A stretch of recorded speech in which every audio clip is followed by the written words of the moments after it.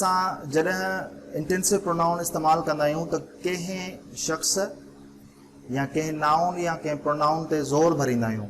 अचो त हिनखे डेफिनेशन सां ऐं एग्जाम्पल सां सम्झूं।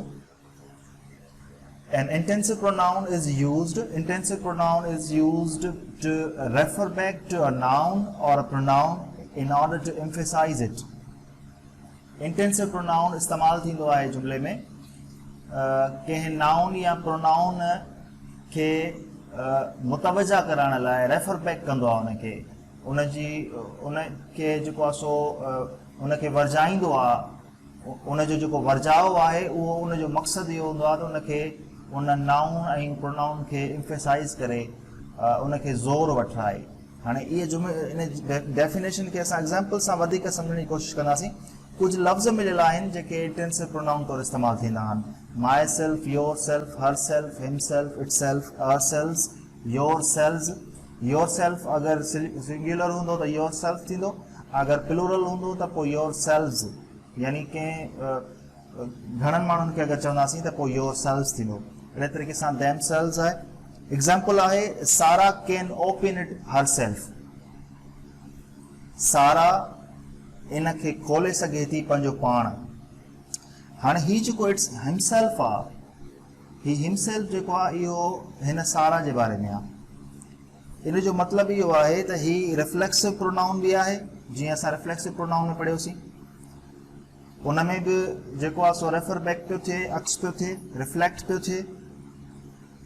सारा कैन ओपन इट हिमसेल्फ। हाणे सारा जी क़ाबिलियत ते ज़ोर ॾिनो वियो आहे मतिलबु त सारा इहो पंहिंजो पाण खोले सघे थी, माना सारा खे कंहिं ॿिए जी मदद जी ज़रूरत कोन्हे का, पर इहो कमु सारा पाण करे सघे थी।